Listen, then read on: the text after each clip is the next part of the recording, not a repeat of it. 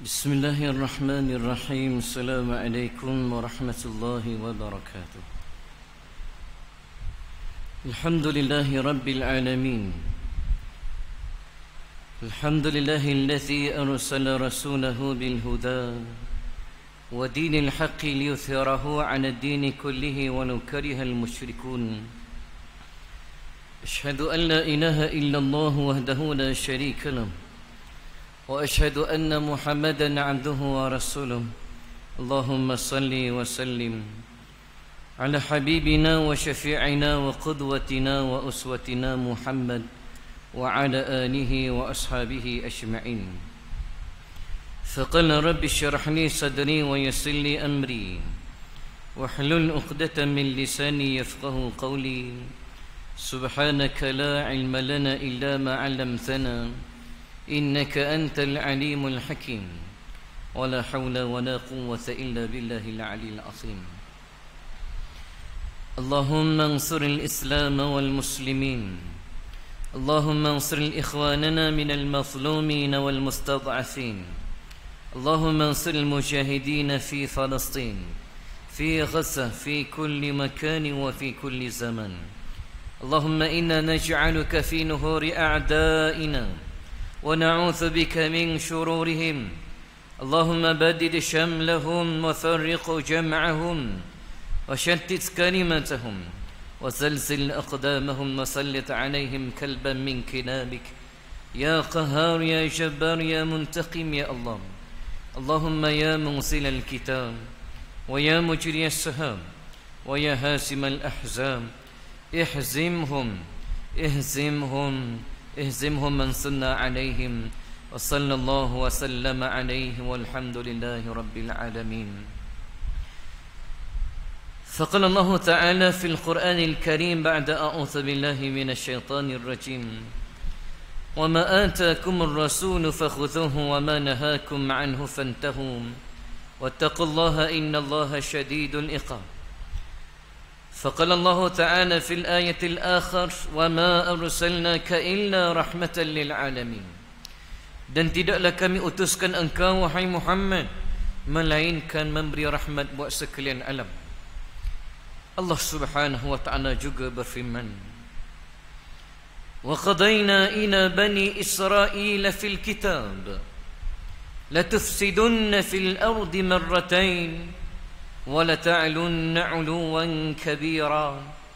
فإذا جاء وعد أولاهما بعثنا عليكم عبادا لنا أولي بأس شديد فجاسوا خلال الديار وكان وعدا مفعولا.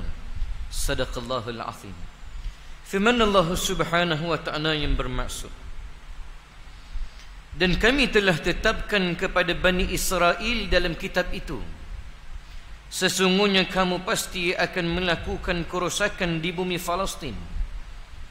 Ini janji Allah. Apa yang berlaku, Israel sedang memberikan kezaliman, pembunuhan secara besar-besaran di Palestin. Ini janji Allah. Telah tercatat dalam kitab itu, sesungguhnya kamu pasti akan melakukan kerosakan di bumi Palestin sebanyak 2 kali. Dan sesungguhnya kamu di saat itu bersifat sombong, angkuh, lagi melampaui batas. Maka apabila sampai masanya perjanjian untuk membalas setiap perbuatan derhaka kamu itu,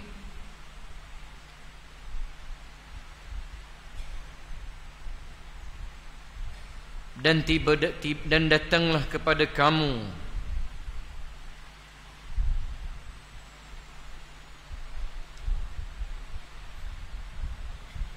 maka apabila sampai masanya perjanjian untuk membalas perbuatan derhaka kamu itu, maka kami datangkan kepada kamu hamba-hamba kami yang gagah perkasa dan amat ganas serangannya.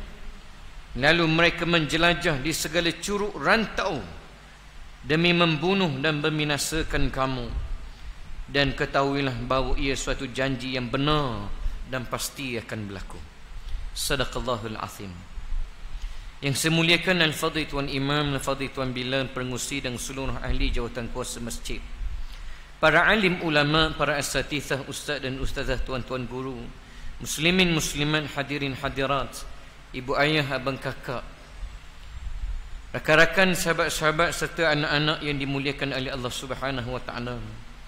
Pada malam yang cukup bahagia ini, marilah sama-sama kita terlebih dahulu panjatkan syukur pada Allah Subhanahu wa taala dengan seringkali melafazkan kalimah alhamdulillah.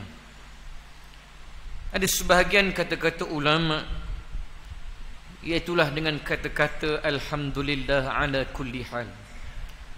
Puji-pujian pada Allah Subhanahu wa taala atas apa sahaja keadaan. Insya-Allah dengan lafazkan kalimah la alhamdulillah ini akan membenihkan rasa syukur, membawa kepada redha di atas ketentuan Allah Subhanahu wa taala setiap detik dan saat yang Allah Taala takdirkan dalam hidup kita, insya-Allah. Sama ada cukup ataupun tidak, apabila kita sentiasa merasa syukur, insya-Allah hati kita akan berlapang dan kita pasti akan merasa tenang sebab kita merasa cukup, insya-Allah. Kehidupan kita ini bukanlah untuk mengejar kemewahan dan kekayaan. Cukuplah sekadar kita rasa cukup. Tak senang, tak kaya macam orang lain, tapi cukup. Cukup semua rasa. La in syakartum la azidannakum wa la in kafartum inna azabi lasyadid. Sesungguhnya sekiranya kamu bersyukur pada Allah Subhanahu wa taala, pasti Allah Taala akan limpah-limpahkan lagi kenikmatan dalam kehidupan kita ini. Rezeki yang melimpah ruah dalam kehidupan kita ini. Terkadang rezeki itu datang tanpa disangka-sangka. Semua ini tidak lari daripada titik tolak kuncinya takwa. Takwa dalam kehidupan kita ini. Wa may yattaqillaha yaj'al lahu makhraja. Siapa yang bertakwa pada Allah Subhanahu wa taala, pasti Allah Taala akan berikan jalan keluar untuk dia. Apa saja masalah yang dia lalui, dengan ketakwaan dia, ketakwaan ini iaitulah buat titah perintah Allah Subhanahu wa taala dan tinggal apa yang Allah Taala larang dan tegah. Maknanya apa saja ujian dalam kehidupan dia, makin tinggi takwa dia, iaitulah makin tekun dan taat dia pada Allah Subhanahu wa taala. Sama ada dalam bab sembahyang, bab hukum hakam yang lain, dia makin berusaha untuk merapatkan diri dia, mendekatkan diri dia dengan Allah. Pasti Allah Ta'ala akan buka jalan untuk dia. Wa yarzuquhu min haitsu la yahtasib. Dan Allah Subhanahu wa taala akan memberikan rezeki min haitsu la yahtasib, daripada jalan yang tidak disangka-sangka. Rezeki ini tuan-tuan luas rezeki ini. Nabi mengajarkan pada kita rezeki itu bukan saja dari segi wang ringgit, gaji, material, harta dan sebagainya. Rezeki ini banyak. Menikmati ketenangan dalam hidup kita ini rezeki. Ada orang banyak duit, banyak harta tapi tak tenang, serabut rasa. Maka ketenangan itulah kebahagiaan. Ada orang dia tak ada apa sangat pun, tetapi hidup dia tenang. Tenang hidup dia. Sebab ketenangan ini Allah Subhanahu wa taala yang campak dalam hati hamba-hambanya yang terpilih. Tapi kunci ketenangan tak lari, iaitulah kembali pada Allah Subhanahu wa taala. Mencari ketenangan melalui jalan fitrah. Adanya hubungan kita dengan Allah Subhanahu wa taala. Ketakwaan kepada Allah Subhanahu wa taala. Apa saja masalah yang berlaku dalam kehidupan kita, Allah Subhanahu wa taala ajar didik pada kita ini, wasta'inu bis-sabri was-salah. Nabi pun ajar kita. Mintalah tolong dengan Allah bis-sabri was-salah, dengan kesabaran dan salah. Di sini suka saya kupas, sabar di sini adalah memberi maksud sabar dalam taat, sabar dalam ketaatan. Untuk memberikan ketaatan pada Allah ni perlukan atau buntukan kesabaran yang tinggi. Dalam bab semayang kena sabar tuan-tuan. 5 kali sehari kena semayang. Kalau tak sabar, kita malah mayang. Bukan saja 5 kali sehari, sepanjang hayat, selagi tidak ada uzur syar'i. Mayang, esok mayang lagi, lusa mayang lagi, tolak mayang lagi, minggu depan, tahun depan kena mayang lagi. Selagi mana tak gila, selagi mana waras, akal kita ni masih lagi mukallaf, kena semayang. Nak kena sabar. Sabar dalam taat.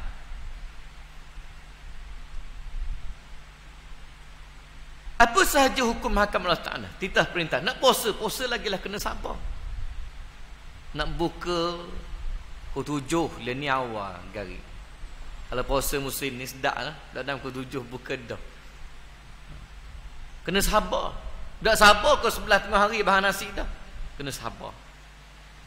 Nak buat haji lagilah 10 tahun simpan bitih untuk buat tunaikan perintah Allah Ta'ala, hukum hakam Allah Ta'ala, rukun Islam kelima. Kena sabar sikit-sikit lah. Sekali siapa 40 tahun kupu bitih, 50 tahun boleh ke haji. Sabar. Sabar dalam ketaatan.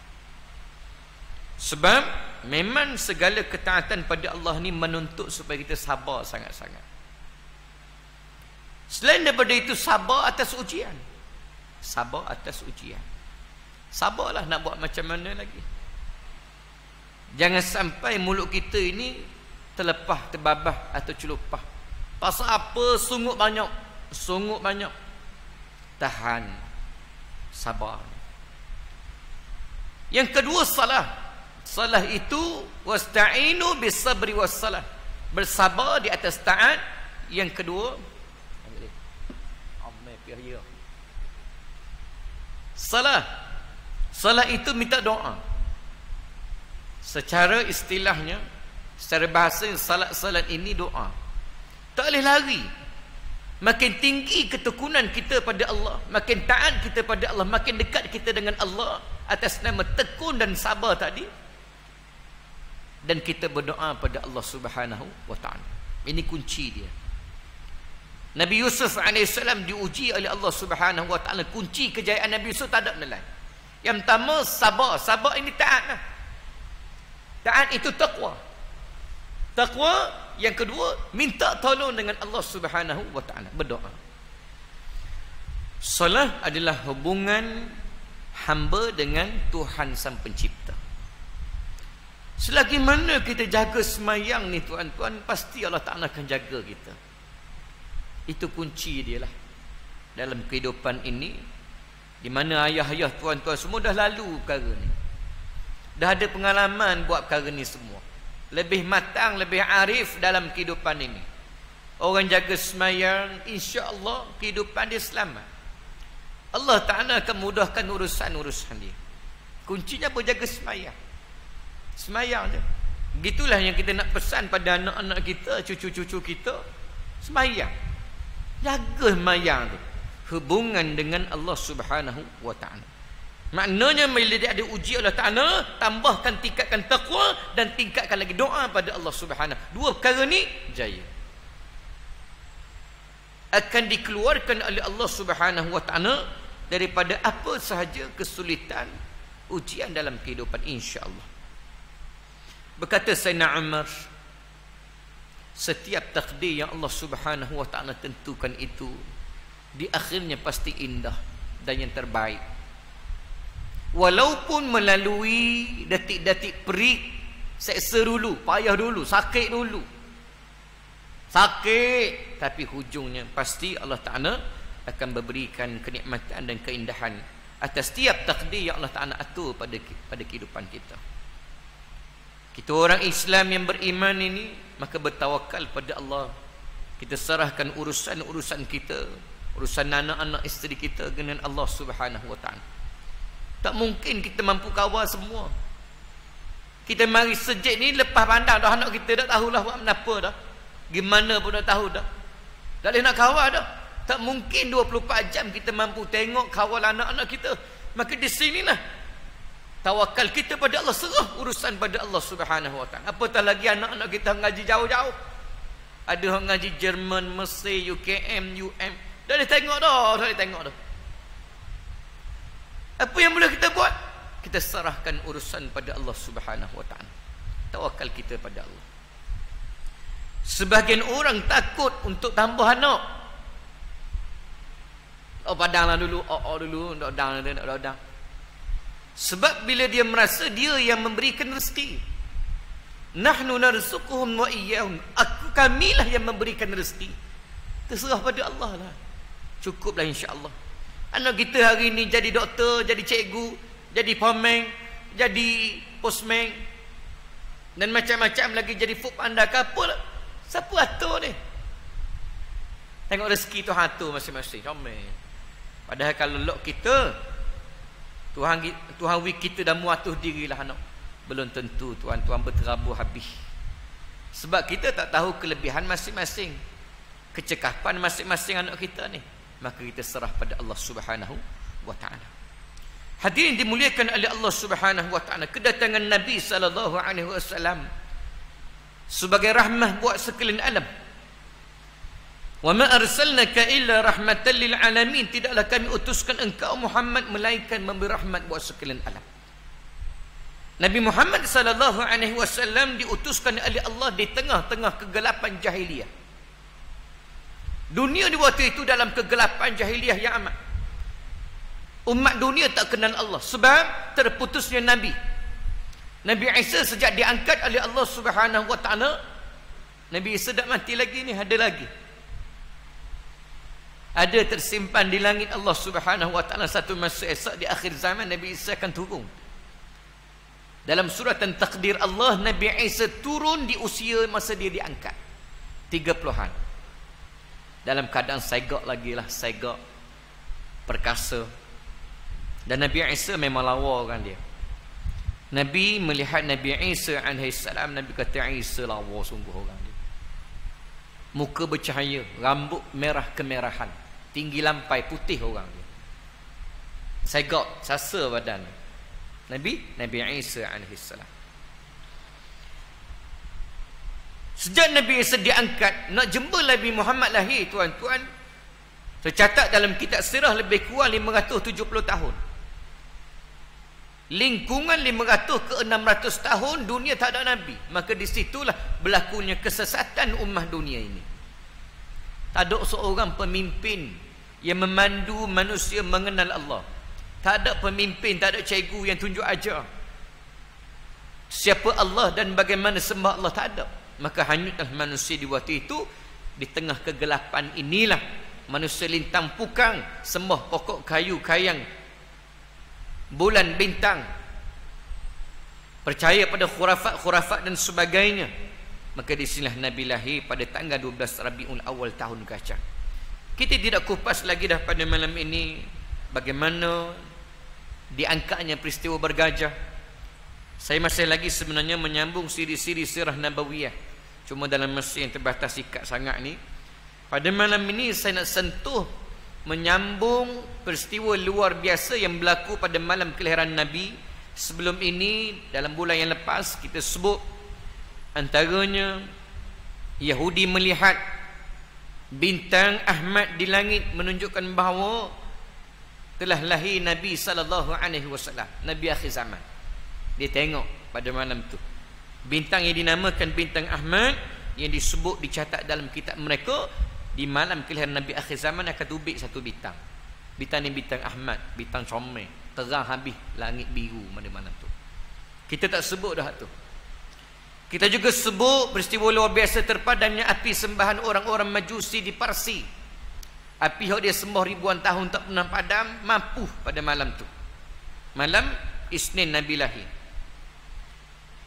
Kemudian pada malam ini saya nak sebut, ambil satu part, iaitulah tentang cahaya Nabi. Nabi SAW lahir, tuan-tuan. Selepas lahir, kata Nabi, ibuku bercerita padaku, pada malam kelahiranku, ibuku tengok ada cahaya terbit terang daripada diri dia ni, daripada Nabi ni, terang sangat, sehingga terang rumah Nabi. Ra'at ummi ka'annahu kharaju minha nurun adaat minhu qusuru syami. Sesungguhnya ibuku melihat pada malam kelahiranku lah tubiknya satu cahaya yang benar-benar terang. Terangnya cahaya ini seolah-olah mampu menyinari istana di Syam. Syam, tuan-tuan, di Palestin hari inilah.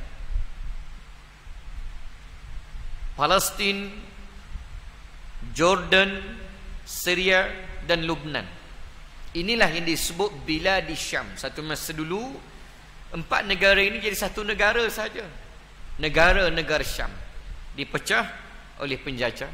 Jadilah hari ini Palestin, Syria, Jordan dan Lebanon. Syam inilah juga tempat Nabi, ayah Nabi, toki Nabi dan keturunan Quraisy berdagang. Li'ila fi Quraisy ila fihim rihlat asy-syita'i was-saif. Kebiasaan orang-orang Quraisy, mereka ini berdagang. Musim sejuk pergi ke Yaman, musim panas pergi ke Syam. Syam itu mana? Palestin. Palestin, Syria, Jordan, sekitar tu min haulah. Sekitar Palestin, itulah negara yang diberkati. Allah Ta'ala berikan keberkatan pada negara ini. Bukan Nabi saja berdagang. Ayah Nabi, toki Nabi, semua pergi ke Syam. Bahkan moyang Nabi. Siapa moyang Nabi? Muhammad bin Abdullah bin Abdul Muttalib bin Hashim. Hashim ni moyang Nabi. Hashim bin Abdul Manaf. Hashim mati dalam perdagangan. Sekarang ini kubur Hashim masih ada di Palestin. Hashim bin Abdul Manaf. Ada satu masjid di Palestin namanya Masjid Hashim bin Abdul Manaf, moyang Nabi. Dan makam dia di situ. Mati juga dalam perjalanan pergi berdagang. Itu. Terangnya cahaya ini, kata Nabi, seolah-olah mampu menyinari istana di Syam. Terang sungguh, tuan-tuan. Bahkan Aminah mengatakan pada malam itu rumah ni terang sangat. Terangnya cahaya, tak perlu bakar pelita, tak payah buka apa-apa. Bahkan Aminah minta supaya rakan-rakan dia, wanita-wanita Bani Zuhra yang menyambut Nabi ini, termasuk bidang lah, Aminah melahirkan pada malam itu. Aminah pesan, tutup tikar ni, tutup tikar, tutup pintu, tutup. Apa? Cahaya terang sangat. Ini anak luar biasa. Tutup. Suruh tutup. Terangnya cahaya Nabi, Aminah minta ada tak tudung-tudung saji. Ataupun tudung saji tak ada pada situ. Payah sikit. Rumah kita hari ni ada belah kedai. Kebetulan di hujung rumah tu, bocor dapur ni ada puyuk hemaga. Puyuk hemaga sebutir. Aminah ambil puyuk hemaga tu. Untuk benda, untuk tutup sikit Nabi ni, pekuk. Tutup sikit, cahaya ni terang sangat. Bukanlah siapa ke tutup pekuk macam pekuk ayam ni tu. Tak boleh, mampulah gitu adanya. Ayam pun mampu, matilah Nabi. Tak tutup sebab cahaya terlalu terpancar sangat. Kata Aminah, cahaya terang sangat ni. Bila anak dilahir, sebelum orang kampung atau masyarakat awam tengok anak ini, kena cari dulu kaum kerabat dekat, kena tengok. Aminah kata, dah ayah tak ada dah. Biasanya ayah lah dulu, tuan-tuan. Ayah Nabi wafat di saat Nabi 2 bulan dalam kandungan mak dia. Pendapat kedua mengatakan Nabi di saat 6 bulan dalam kandungan mak dia. Kita pun tak tahulah hak mana, cuma khilafnya begitulah. Tapi tidak khilafnya, Abdullah mati masa Aminah sedang melahirkan Nabi SAW, tengah mengandungkan Nabi SAW. Ayah Nabi mati usia muda, 19 atau 18. Kahwin awal lah. Barangkali kahwin 17 begitu. Sebab umur 18, 19 tu mati dah. Dah apa 20. Mati di Madinah. Di tempat asal dia lah. Ayah Nabi dan keturunan Nabi belah ayah ni belah Madinah. Mak Nabi belah Mekah. Abdul Muttalib asal dia Madinah. Orang ambil dia. Pak saudara dia ambil. Masa Mekah diperintah oleh Hashim. Siapa Hashim ni? Ayah Abdul Muttalib lah. Masa tu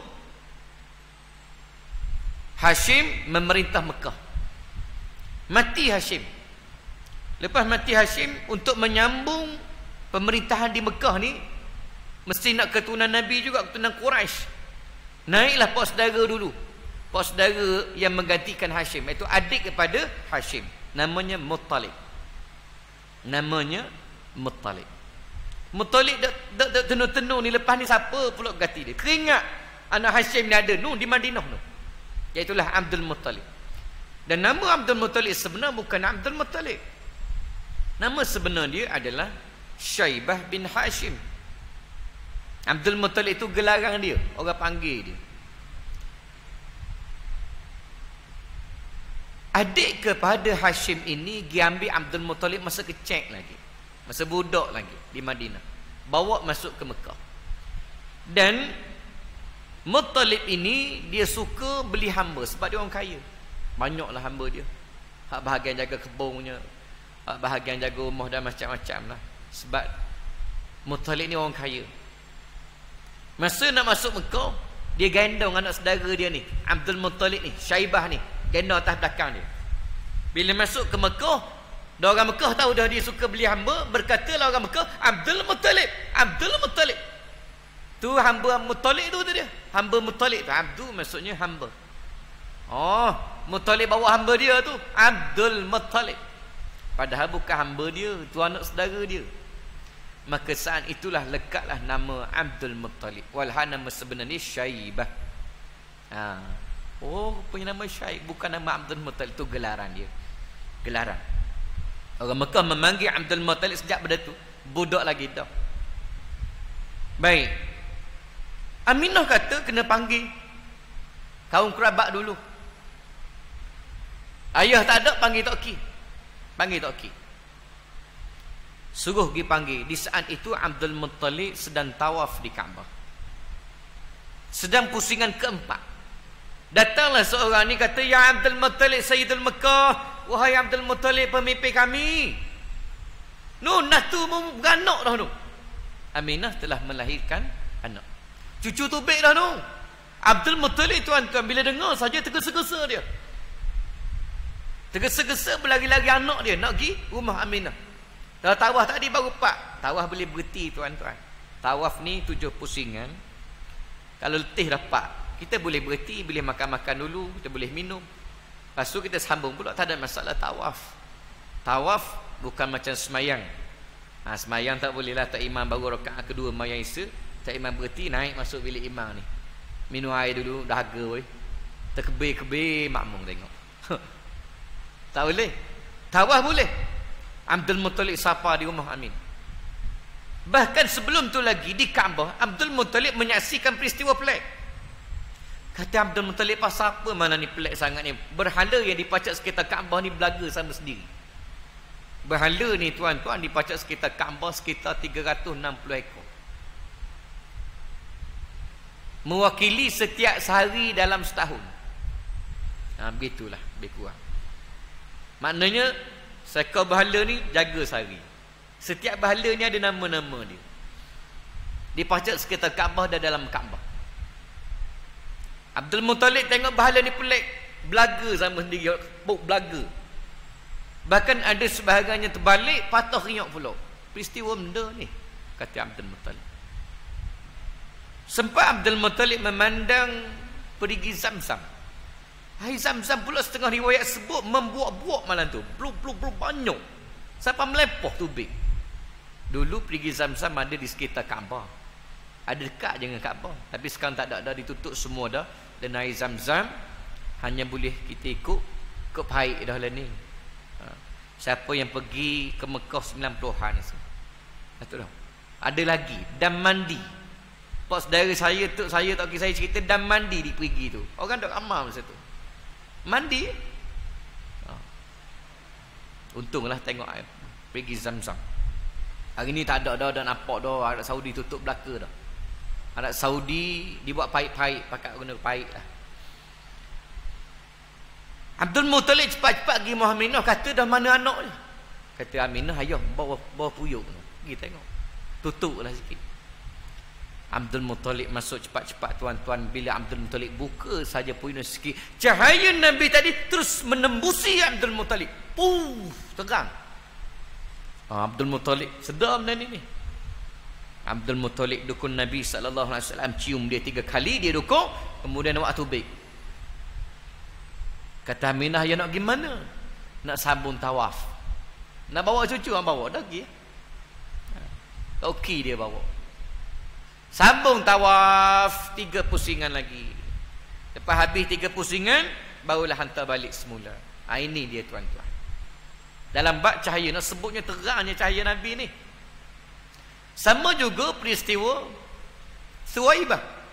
Lepas Abdul Muttalib, Aminah kata kena cari seorang lagi saudara ni. Nak panggil hak mana? Panggil Pak Ngohak. Abu Lahab. Abu Lahab. Pergi panggil Abu Lahab. Kata Abu Lahab, hamba dah leh, hamba sibuk. Tak apalah. Abu Lahab diutuskan Suwaibah. Suwaibah, mungkin tengoklah tu. Adik ipar hamba. Napa-napa hak boleh tolong dia. Anak dara tubik tu. Di atas makna ataupun atas ikatan persaudaraan, pertalian darah ni tuan-tuan, kau ke mana pun sayang. Pergi tengok. Abu Lahab mengutuskan Suwaibah. Bahkan Suwaibah lah ibu susuan pertama Nabi SAW. Suwaibah siapa-siapa saja tuan-tuan, duduk cetek pitu. Duduk pitu je. Dah dia hamba. Takkan ni orang mudah-mudah begitu. Rumah adik ipar majikan dia. Dia hidup. Kata Aminah, masuklah Suwaibah. Tak apalah, kata Suwaibah.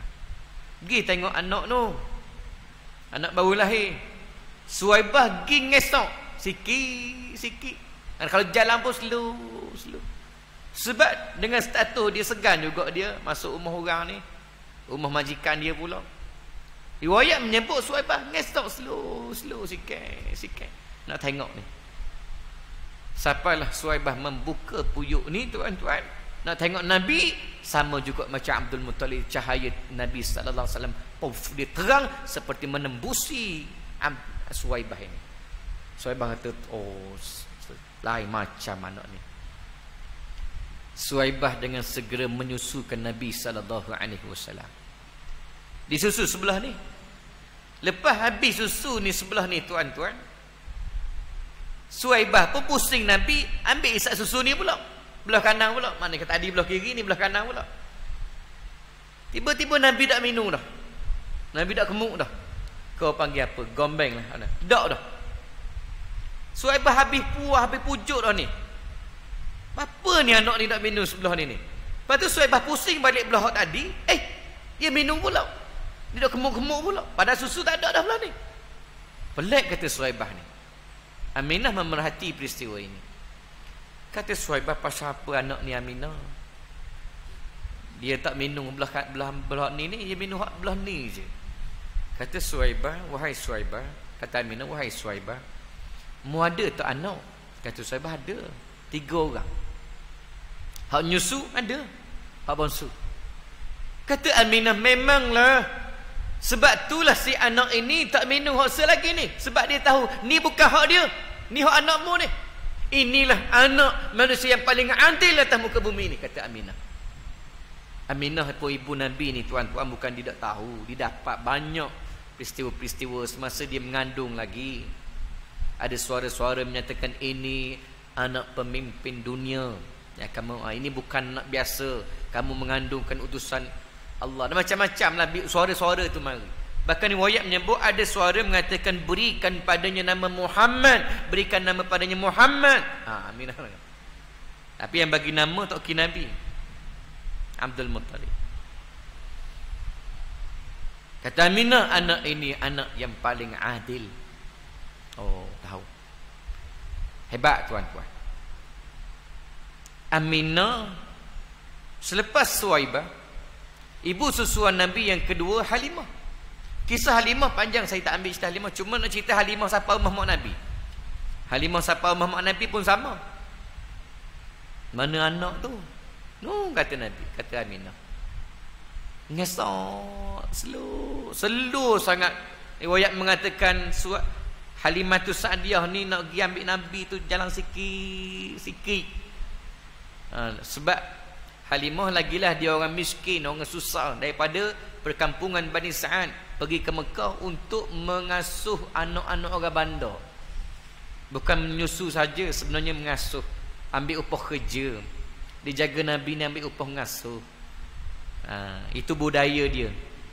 Orang-orang susah, orang miskin, ada musim-musim tertentu, wanita Bani Sa'ad ni dia akan pergi ke pekan Mekah, pergi ke Mekah untuk cari anak-anak orang bandar untuk mengasuh anak bandar. Pergi serumah-serumah. Pergi serumah-serumah. Bahkan Halimah ni dia pergi dari rumah orang lain. Ada anak baby-baby nak bagi nyusu ni, tapi tuan rumah tak percaya. Dia kata, wahai Halimah, macam mana mu nak nyusu anak kami ni? Mu pun kuruh kekek, susu pun tak ada. Memang susu Halimah ni kuruh, susu pun tak ada. Riwayat menceritakan masa perjalanan daripada perkampungan Bani Sa'ad pergi Mekah ni, Halimah nak nyusu anak dia pun tak cukup. Tak cukup. Nangis Abdullah, anak dia cek. Tapi siapa rumah Nabi, tak ada timbul soal tu. Mak Nabi tak ada tanya, tak percaya dah ada. Pergi tengok anak tu. Sama juga macam Suwaibah tadi. Ngesok sikit. Memang Halimah ni kurus sangat, tuan-tuan. Kurus. Halimah buka saja macam saji ni, cahaya Nabi SAW menerangi Halimah seperti menembusi Halimah. Halimah jatuh cinta dah pada anak ni. Jatuh cinta. Halimah sebaik saja dia dokong Nabi SAW. Riwayat menceritakan susu Halimah tak ada tadi tiba-tiba jadi bekok selalu. Jadi banyak pula dah. Jadi banyak.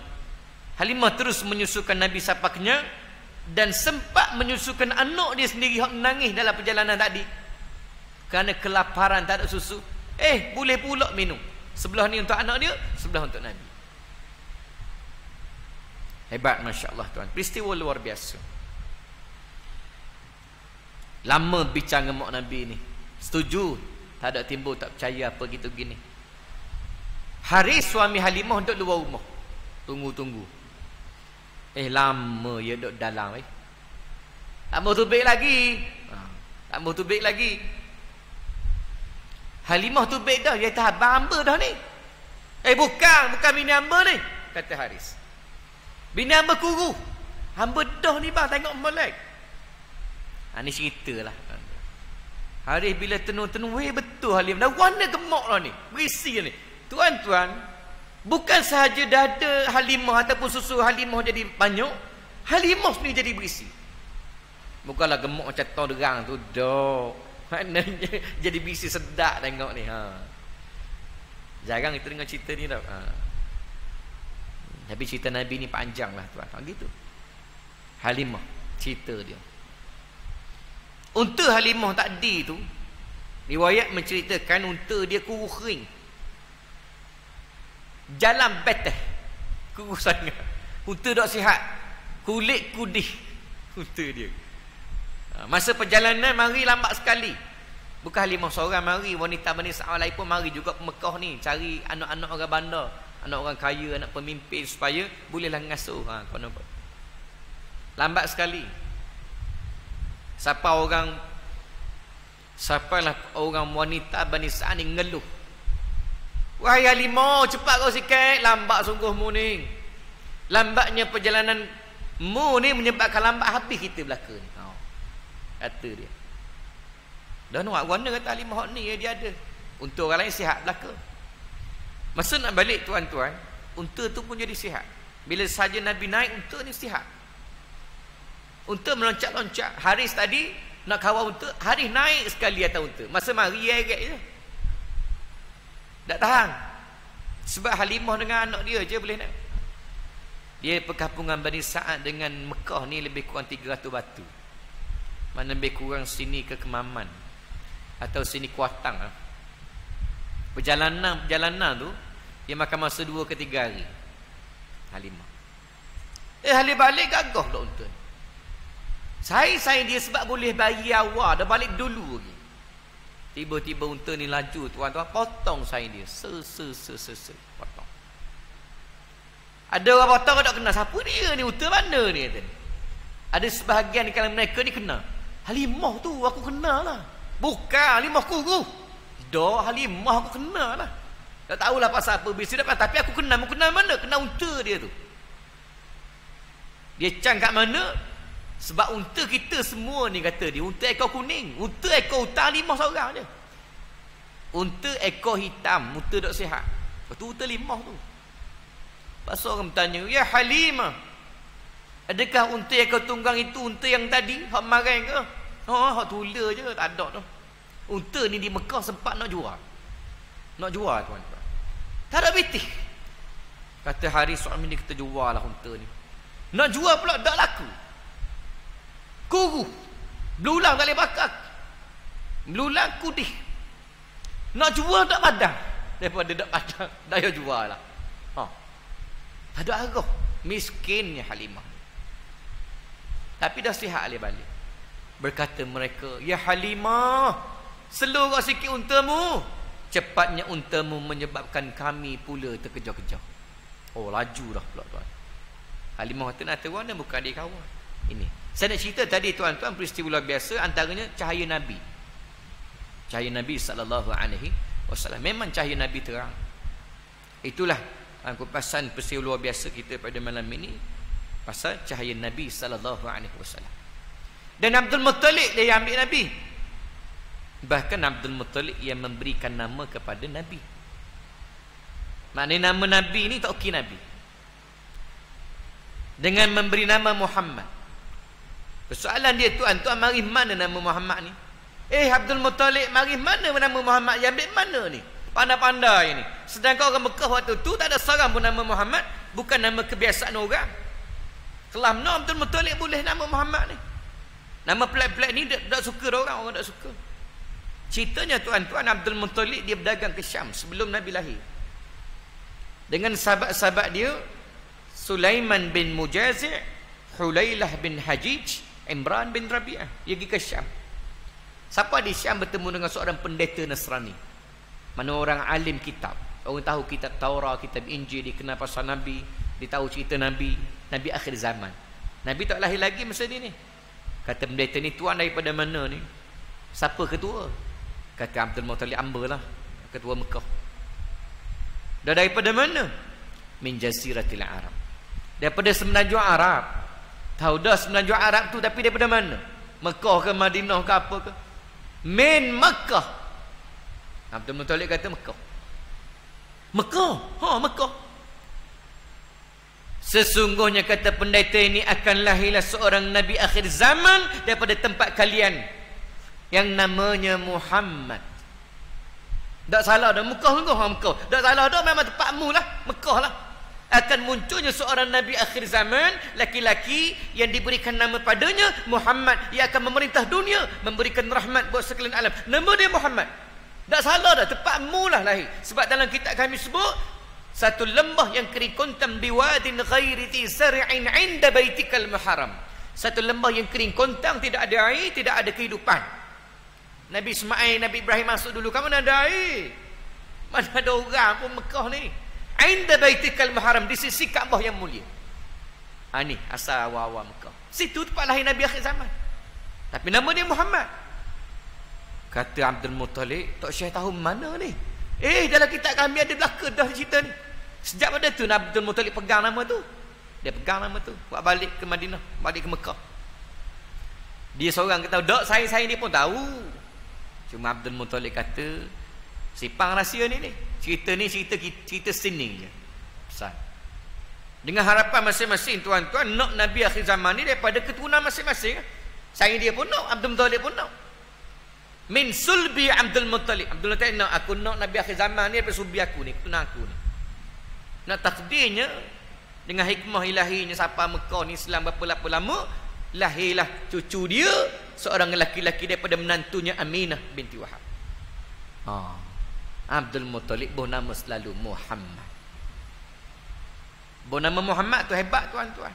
Dalam peristiwa akikah. Majlis akikah ni bukan zaman kita saja. Orang Mekah akikah dulu lagi. Dia mewarisi syariat Nabi Ibrahim AS. Banyak syariat Nabi Ibrahim yang masih dikekalkan oleh orang Mekah. Potong kuku, kerak bulu hari-hari dan sebagainya. Banyak. Antaranya sunat. Sunat pun ya juga. Sunat ni sejak zaman Nabi Ibrahim lagi. Orang dulu sebut jawi tau. Tak tahulah orang ni faham. Mujawi dak giawang. Hamba budak-budak faham juga. Oh punya sunat. Jawi. Bahkan riwayat mengatakan Nabi lahir tak sunat lagi. Hal lebih kuat kata Nabi tak lahir lagi. Disunat Nabi lahir tak sunat lagi. Walaupun pendapat kata ada sunat dah Nabi ni. Dah pendapat kuat kata tak sunat lagi. Dan disunatkan siapa? Disunatkan oleh Abdul Muttalib Dicarilah untuk mudahin dia ni. Bukan dia seorang orang Mekah lain pun gitu juga. Hak yang anak uruskan sunat Abdul Muttalib tu okey dia. Dia buat watak ayah lah. Disunatkan masa kecil lah. Wallahu a'lam. Dia lebih kuat dengan begitu. Memang orang Arab tuan-tuan, dia sunat awal. Lahir sehari duduk dalam seminggu sunat dah. Anak-anak orang Arab. Saya duduk Arab saya tahu. Saya tengok. Kita orang Melayu pun duduk bumi Arab pun jadi sunat awal. Anak-anak sahabat saya sunat awal belaka. Cuma orang Melayu kena tunggu lepas 2 minggu. Tak tahulah apa lepas 2 minggu. Nak lepas 20 hari yang boleh kata doktor. Malaysia ni lepas 20 hari lah. Kalau orang Arab dah minggu tu minggu tula je dia sunat dah. Dan saya perhati pun tuan-tuan, kebanyakan tempat-tempat lain di sunat awal, Arab ke ataupun mana-mana Islam di Eropah lah, di sunat awal. Hak sunat lambat ni belah Nusantara, belah-belah kita tau. Lambat sikit sunat. Kadang-kadang lambat sungguh tu. Ji, sunat umur apa ji? Allah Ustaz tu 45 baru sunat. Haji Mat, kita 33, Allah wan sampai 30 lebih baru nak sunat. Contoh-contohlah. Tapi lah ni tuan-tuan, teknologi moden dah. Di Malaysia pun ada sunat-sunat awal. Sahabat saya pun sama juga. Anak-anak dia sunat awal. Di klinik-klinik swasta pun ada dah lah ni. Alhamdulillah. Baik, habiskan cerita ni. Abdul Muttalib dipanggil orang lah, mari makan-makan majlis hakikah. Dia nak isytihar nama anak cucu dia ni. Mestilah ramai orang mari sebab dia pemimpin nombor 1 Mekah. Maknanya macam menteri besar lah buat majlis. Nak terbesar lagi macam Perdana Menteri Mekah. Dan majlis tu ramai orang mari. Bukan saja Nabi untuk isytihar nama, anak-anak orang lain pun ambil juga kesempatan tu. Adalah makan-makan. Seorang-seorang isytihar depan orang ramai lah. Lepas seorang-seorang tu nama, ni isytihar nama apa? Hebah. Oh hebah. Gitu suasana tu. Dia meriah. Hak ni pula nama Isaf, kata waktu kaum tu. Isaf. Suasana saya suka nampak tu kan. Siapa gelar kan? Abdul Muttalib. Riwayat mengatakan Abdul Muttalib ambil Nabi daripada Aminah. Dia ambil. Dukun Nabi ni. Dukung Nabi. Dukung. Lebih dahulu Abdul Muttalib tak isytihar dulu. Dia pergi Kaabah dulu. Dia tabaruk dengan Hajar Aswad, masuk dalam Kaabah. Memang rutin Abdul Muttalib tuan-tuan masuk dalam Kaabah ni biasa. Dia berdoa, bermunajat. Orang pakat tunggu belaka. Dah Perdana Menteri. Tiba-tiba tubiklah Abdul Muttalib. Tubik. Orang pakat tengok mata-mata memandang dia belaka. Kemudian Abdul Muttalib dukun Nabi. Abdul Muttalib pergi ke makam Ibrahim AS. Ada makam Nabi Ibrahim tu. Itu bukan kubur tu. Bukan kubur Nabi Ibrahim. Kubur Nabi Ibrahim di Palestin. Kubur itu makam. Makam ni tempat, boleh jadi tempat singgah. Situ ada tapak kaki Nabi Ibrahim. Masa nak bangun Kaabah dulu, Nabi Ibrahim naik bukit turun bukit, nak tengok ukuran Kaabah ni. Sempat Nabi Ibrahim terjun bukit ni, lompat bukit, pun bekah tapak kaki. Kekal hari ni. Abdul Muttalib naik tempat tinggi sikit, orang pakak tengok dia belaka tuan-tuan. Lepas tu kata Abdul Muttalib, ya ahla Mekah, wahai orang Mekah, wahai orang-orang Quraisy, sambil dekor Nabi ni. Abdul Muttalib akak Nabi, sesungguhnya pada anak cucuku ini memiliki hal yang besar padanya, dan pada hari ini aku namakan dia dengan nama Muhammad. Hebat lah. Dia nak cerita Siti Musa apa dah. Cuma yang nak khabar tu. Anak cucu dia ni. Sesungguhnya pada anak cucuku ini memiliki hal yang besar padanya. Dan aku namakannya Muhammad. Bila sebut Muhammad tuan-tuan, ni kali pertama orang Mekah dengar. Setok habis orang Mekah ni. Marah orang Mekah. Ya Abdul Muttalib, pemimpin kami, nama menapa mu bagi pada anak cucumu ni? Tak pernah kami dengar. Pelik sungguh ni. Nama menapa ni? Tukarlah. Bukankah kita lebih suka dan gemar menamakan pada anak-anak cucu kita ni dengan nama berhala sembahan kita ni? Berhala 300 lebih ni tuan-tuan, ada nama belaka. Setiap nama tu ada. Saya sebut ni tak payah hafal lah. Kat motih tu ia siap tarik pula. Itulah tulis. Berhala besar. Latta, Uzza, Latta, Manna, Latta wal Uzza, Latta, Manna, Isaf, Nailah, Hubal, Hibal dan sebagainya. Banyak. Nama sedap-sedap dengar tu. Kan salah buh pada nama cucu kan. Tak payah tulis lah. Pasal apa-apa lah. Ustaz ulam mula ustaz kata mati ulam napa tarik pun tak payah kastalah pun cucu kan. Tapi tuan-tuan saya nak sebut, memang kalau kita buh nama pelik-pelik pada anak cucu kita ni, orang pelik, orang jadi marah. Mana nama Abdul Muttalib gagah tak gagah. Muhammad kata Abdul Muttalib, kekal nama Muhammad. Jadi pengajaran kita pun kita boleh ambil bahawa nak buh nama pada anak cucu kita ni buh nama comel-comel lah, buh nama comel-comel. Orang telefon saya minta ustaz, tubik dah anak ni laki. Laki dah. Nama apa? Boleh nama-nama Quran, nama-nama Nabi Ibrahim, Muhammad, Isa, Yahya dan banyak lagi kan. Comel. Kita nak tukar-tukar sikit, nak modern-modern sikit. Hari ni orang suka sangat gabung nama malaikat. Malaikat tuan-tuan. Bukan salah nama malaikat ni. Mikail ya bu. Jibril. Malaikat banyak, hok mana tu hamba tanya. Israel boleh tak ustaz? Israel ya nak teruan ni. Bayangkan esok Israel nak mari cabut nyawa. Israel tengok cabut nyawa Israel ni. Contohlah tu. Israel. Makruh. Nama puan pun banyak. Maryam, Khadijah, Asia, Fatimah. Dan banyak. Nama-nama orang dulu sedap-sedap. Nama budak lah ni pelik-pelik. Nama anak lah ni pelik. Nama gabung pun ada.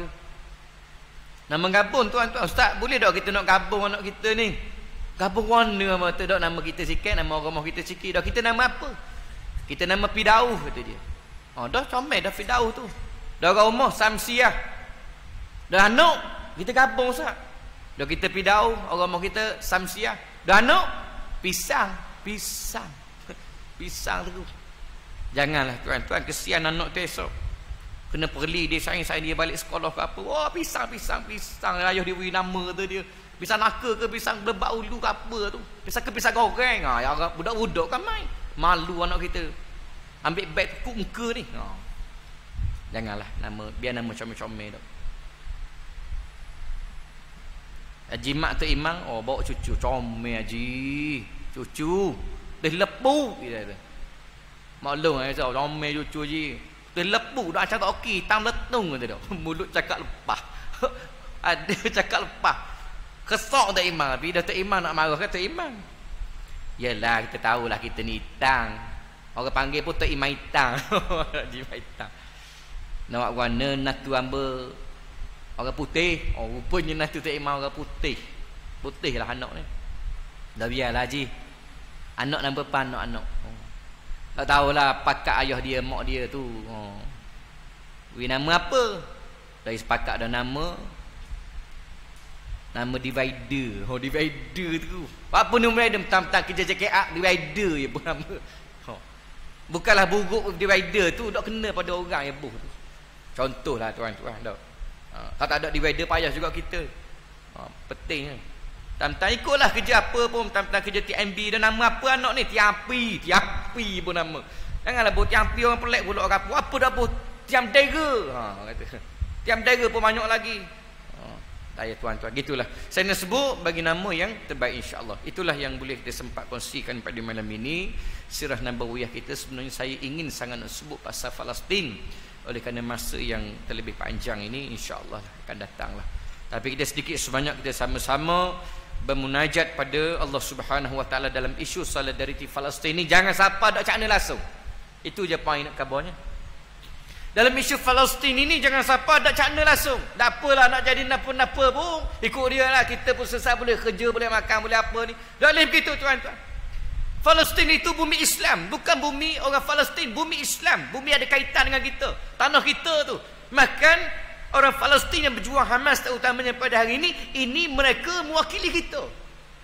Derita mereka derita kita, tangisan mereka tangisan kita, gitu sepatutnya. Orang Islam itu bersaudara, innamal mu'minuna ikhwah. Sesungguhnya orang beriman itu bersaudara. Sakit tangan kanan, sakit juga tangan kiri. Sebab orang beriman yang begitu. Kita dengan mereka bukan atas paksi kemanusiaan semata-mata, tetapi lebih besar daripada itu atas paksi ikatan akidah. Sama akidah, satu Islam dengan kalimah terikat la ilaha illallah Muhammad Rasulullah. Allahu akbar tuan-tuan. Ini besar lagi. Bumi Palestin bumi Islam, semua bumi nabi-nabi. Bukan Nabi Muhammad sallallahu alaihi wasallam di Isra' Mi'raj pun Nabi bawa Nabi daripada Mekah pergi Palestin dulu. Naik langit. Padahal apa dak oleh Allah Taala daripada Mekah naik langit lalu boleh sangat. Menunjukkan besarnya bumi Palestin. Nabi. Selepas Nabi habis mati, Sayyidina Umar berjuang untuk menakluk Baitul Maqdis, ambil rampah balik Baitul Maqdis. Lepas habis Sayyidina Umar, jatuh pula Islam. Nur Salahuddin Ayyubi bersungguh-sungguh ambil pula Palestin, Baitul Maqdis. Inilah tuan-tuan, kita pun sama.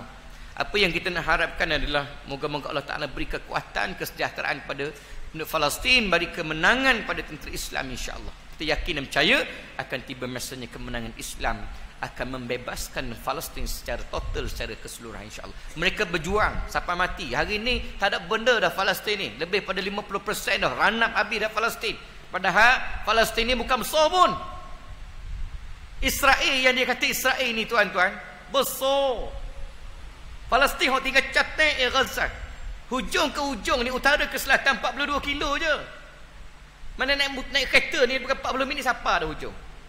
Daripada laut pula naik darat ni 12 kilo je. Umpamanya saya sesuai macam Marang tu je. Di patah Marang, hujung ke hujung. Lepas tu naik darat pula 12 kilo. Gitu je Palestin.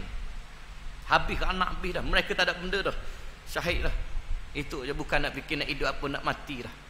Allahu akbar. Mereka berjihad, kita berhutang dengan mereka. Maka di sini saya nak sebut yang terakhir ini, iaitu man lam yahtamma bi amril muslimin falaysa minhum. Siapa yang tidak ambil cakna atas urusan orang-orang Islam, bukan daripada mereka, bukan daripada Islam. Nabi sebut. Maka kita berjihad juga sini. Ulama sebut jihad dua. Yang pertama jihad harta, kena bagi sumbangan kita. Riyal sama, 2 riyal, 10 riyal, 5 riyal, 50 riyal, 100 riyal, apa sangatlah tuan-tuan dibanding dengan mereka hilang segala-galanya. Mak ayah tak ada belaka dah, anak-anak pak dara tu okey mati habis. Dia ngecat anak-anak. Hari ni Menteri Pendidikan Palestin mengisytiharkan, mari dulu dah. Untuk pendidikan, untuk persekolahan sesi 2003 2004 tak ada dah, tutup dah sekolah. Sebab budak tak ada dah. Setara tu budak tak ada dah, nak kalah mana? Kalah pun acu. Israel jahat, Zionis ini jahat. Dia gubal undang-undang kononnya tidak membuat undang-undang, tidak boleh serang wanita, orang tua, kanak-kanak, tempat-tempat public, hospital, sekolah. Dia langgar oleh-oleh ada. Acu lebu tak ada benda. Maka kena bagi sumbangan-sumbangan kita. Hak masjid-masjid buka tabung tu kena bui. Yang kedua jihad kita ialah munajat. Berdoa pada Allah Subhanahu wa taala insya-Allah. Kita doa kehancuran kufar sebagaimana mereka memijak Islam sehingga Allah Taala terbalikkan, Allah Taala pijak, hancur, ranapkan mereka ini sampai hancur, hilang di atas muka bumi Allah Subhanahu wa taala. Ada sebahagian ni hari ni orang budak faham, dia boleh juga dia kata sokong Israel lah apalah. Pelik ni kalau Islam gini ni pelik begini. Baik, itu setakat dululah perkongsian kita. Aku qauli hadza wa astaghfirullahal azim li wa lakum. Wassalamualaikum warahmatullahi wabarakatuh. Allahumma arhamna bil Quran waj'alhu lana imaman wa nuran wa hudan wa rahmah. Allahumma zakkirna minhu ma nasina وعلمنا منه ما جهلنا وارزقنا تلاوته آناء الليل وأطراف النهار واجعله لنا حجة يا رب العالمين والحمد لله رب العالمين. السلام عليكم ورحمة الله وبركاته.